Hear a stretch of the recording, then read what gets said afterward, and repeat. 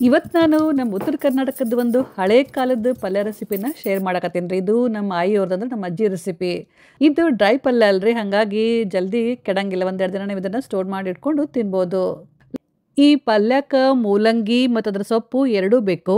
ನಾನು ಸಣ್ಣಂಗಿಯನ್ನ ಕಟ್ ಮಾಡಿ ಇಟ್ಕೊಂಡೀನಿ ಮತ್ತು ಮೂಲಂಗಿ ಸಿಪ್ಪಿ ತೆಗೆದು ತುರಿದಿಟ್ಕೊಂಡೀನಿ. ಅರ್ಧ ಕಪ್ಪಷ್ಟು ಕಡಲೆಬೇಳೆನ ಸ್ವಚ್ಛಂಗೆ ಒಂದೆರಡು ಸಲ ತೊಳೆದ್ಬಿಟ್ಟು 2 ತಾಸು ನೆನೆಸಿಟ್ಟಿದ್ದಾರೆ. ಈಗ ನೋಡ್ರಿ ಬ್ಯಾಳೆ ಎಷ್ಟು ಚಂದ ನೆಂದಾವು. ಈಗ ಕಡಲೆಬೇಳೆ ಒಳಗಿಂದೆಲ್ಲ ನೀರು ಬಸಿದ್ಮೇಲೆ ಖಾರ ಕಲ್ಲಾಗ ಹಾಕಿ ಜಜ್ಕೊಳಕತ್ತೀನಿ ರೀ.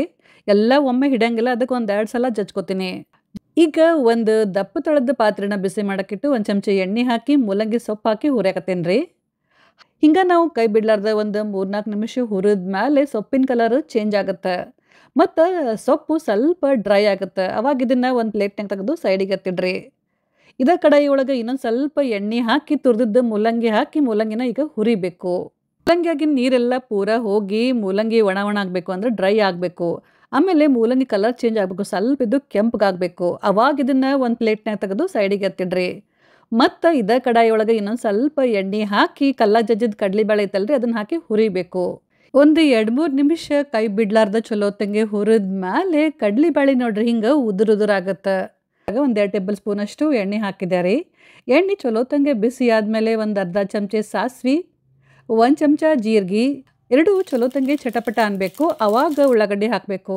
ಜಜ್ಜಿದ ಬೆಳ್ಳುಳ್ಳಿ, ಒಂದು 5-6 ಸಣ್ಣಂಗೆ ಕಟ್ ಮಾಡಿದ ಹಸಿಮೆಣ್ಸಿನ್ಕಾಯಿ ಮತ್ತು ಒಂದು ಅರ್ಧ ಹೋಳಷ್ಟು ನಿಂಬೆಹಣ್ಣಿನ ಸಿಪ್ಪಿ ಇರುತ್ತಲ್ಲ, ಹಿಂಡಿಟ್ಟಿರ್ತೀವಲ್ಲ ಸಿಪ್ಪಿ, ಅದನ್ನು ಹಿಂಗೆ ಸಣ್ಣಂಗೆ ಕಟ್ ಮಾಡಿ ಹಾಕಬೇಕು.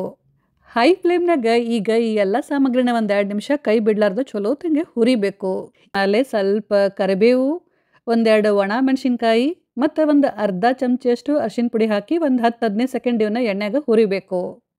ಆಮೇಲೆ ಮೊದಲೇನು ಹುರಿದಿಟ್ಕೊಂಡಿರ್ತೀವಲ್ರಿ, ಆ ಎಲ್ಲ ಸಾಮಗ್ರಿನ ಒಂದೊಂದಾಗಿ ಹಾಕಬೇಕು. ಹುರಿದಿದ್ದ ಮೂಲಂಗಿ ಸೊಪ್ಪು ಮತ್ತು ಕಡಲೆಬೇಳೆ ಹಾಕಬೇಕು.